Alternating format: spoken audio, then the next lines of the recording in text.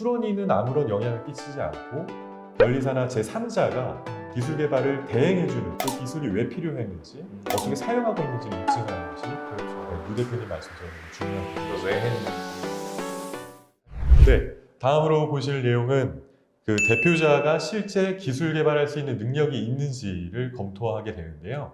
이는 이제 대표자뿐만이 아니라 특허를 출원한 출원인이 실제로 그런 기술 개발 능력이 있는지를 확인을 하는 겁니다. 네. 실제로 어떤 사례들이 있냐면 출원인은 아무런 영향을 끼치지 않고 변리사나 제3자가 기술 개발을 대행해주는 그런 경우도 있더라고요. 네네, 그런 일들이 문제가 되고 있습니다. 단순히 세무상의 이점을 누리기 위해서 이렇게 진행하는 건들이 있었는데요. 그런 것들을 소명하기 위해서 실제로 특허를 출원한 사람의 기술 개발 능력을 증명할 수 있는 자료들이 필요합니다. 재미있는 사례가 하나 있었는데 네. 대표님께서 본인 명의가 아니라 자녀 명의로 특허를 개발하셔서 그것을 이렇게 세무적인 이슈로 사용하신 적이 있었는데요. 이때 소명 자료를 제대로 준비를 하지 못하셨어요. 왜냐하면 자녀가 문과를 졸업한 문과생이었거든요. 예, 연관성이 없어 보이긴 하네요. 그렇죠. 왜냐하면 이 대표님의 회사는 기계를 조립하는 누가 봐도 기술력을 필요로 하는 이과 계열인데 대표님의 자녀분은 이력이 없는 문과생 대학생이었던 거죠. 네. 네, 그래서 부인당했던 사례가 실제로 있었습니다. 그렇군요. 실제로 현장에서 보면 이렇게 뭐 사업자 명의도 다른 분 명의로 하는 경우도 많고, 말씀하신 대로 특허 명의도 이렇게 자녀분이나 사모님 명의로 하는 경우들도 덜어 있더라고요. 그런 경우에 실제로 그렇게는 했는데 보니까 그 입증이 안 되는 경우가 있을 수 있지 않습니까? 너무 좀 억울할 수 있지 않습니까? 그런 경우에는 어떤 준비를 해야 돼요? 네, 뭐 정말 본인이 누가 봐도 뭐 학력적인 부분이나 업력적인 부분에서는 부족해 보이지만 실제로 자기가 개발했을 수도 있거든요. 네, 그렇죠. 네, 그런 것들은 사실 소명할 수 있는 자료들을 본인이 준비할 수 있는 경우가 있습니다. 그런 분들은 당연히 흔적을 남기거든요. 네. 자신이 연구 개발한 노트나 아니면 이메일을 주고 받거나 네. 뭐 자료를 찾아본 내용이 있거나 아니면 뭐 관련된 테스트 영상이 있거나 뭐 다양한 본인이 그런 연구 개발을 한 흔적들을 가지고 있을 겁니다. 네. 근데 그것들을 가지고 국세청에서 실제로 대면 미팅을 통해서 인터뷰 형식으로 자신의 기술 개발 능력을 입증할 수도 있겠죠.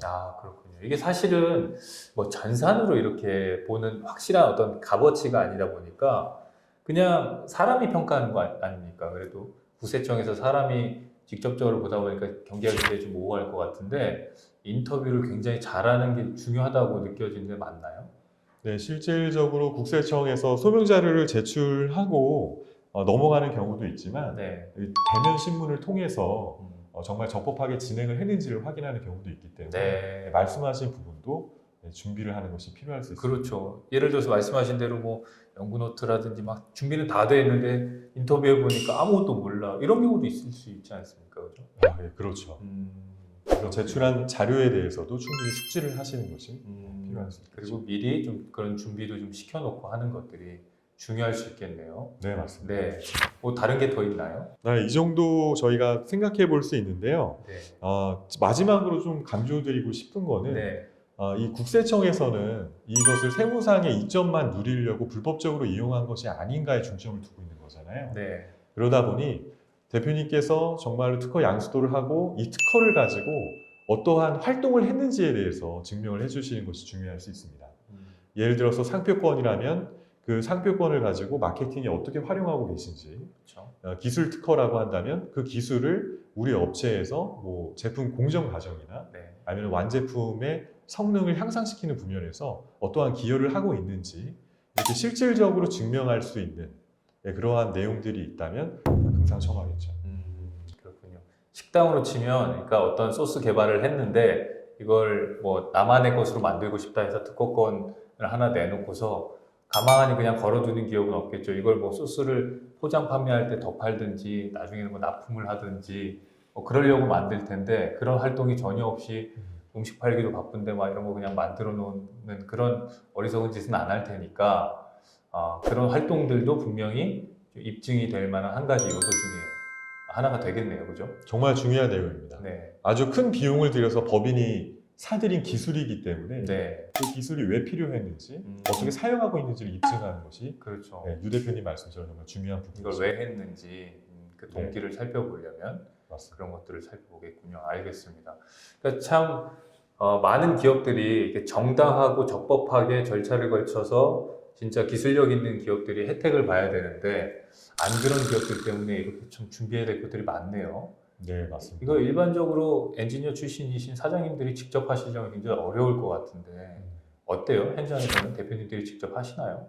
대표님들도 이것을 요즘 소문이 워낙 무성하거든요. 네. 이걸 하면은 정말 세무조사를 받고 더 위험해질 수 있다는 얘기들도 있고요. 네. 그럼에도 불구하고 많은 분들이 이러한 방식으로 직접적으로 대표님께서 기술 개발을 하는 것이 아니라 세무상의 이점을 누리기 위한 컨설팅 방식으로 진행을 하려는 경우들도 많이 있습니다. 중요한 건 지금 국세청에서는 아주 2, 3년 전부터 본격적으로 이 내용을 들여다보고 있기 때문에 국세청에서 원하는 방식으로 적법한 절차에 의해서 안전하게 준비를 해야 된다는 것이고 그렇게 한다면 충분히 무리 없이 진행이 가능하다는 점을 기억해 주시면 되겠습니다. 특히 전문가하고 꼭 상담하셔서 진행하는 것이 안전하다는 것을 이번에 많이 느끼셨을 것 같습니다. 실제로 그럴 것 같은 게 나는 뭐 문제없이 잘 준비되어 있어 라고 하는 기업들도 이걸 검증을 한번 받아보고 싶을 것 같아요. 이게 잘 준비되어 있나? 이거 뭐 좀 불안한 구석이 있지는 않나? 라고 하는 생각이 분명히 있을 것 같거든요. 그런 의미에서라도 한번 전문가를 통해서 상담을 받아보는 게 필요할 수는 있겠네요. 네, 맞습니다. 실제로 그렇게 요청해 주시는 기업들도 정말 많이 계시고요. 그래서 점검을 받아보시게 되면 분명히 놓치고 가는 부분들이 있을 수 있거든요. 그런 분들은 꼭 저희 쪽에서 한번 상담을 받아보시고 컨설팅을 진행해 보시는 것이 좋겠다고 생각이 듭니다. 분명히 니즈가 있으실 것 같은 게 특허를 내는 것 자체도 사실은 어떤 방어권을 행사하기 위해서 그런 거 아닙니까? 보호받으려고 하는 거기 때문에 그런 리스크를 줄이기 위해서 이렇게 방어하기 위한 이런 준비 절차들 분명히 하려고 하실 것 같아요. 네, 오늘 좋은 말씀 감사합니다. 감사합니다.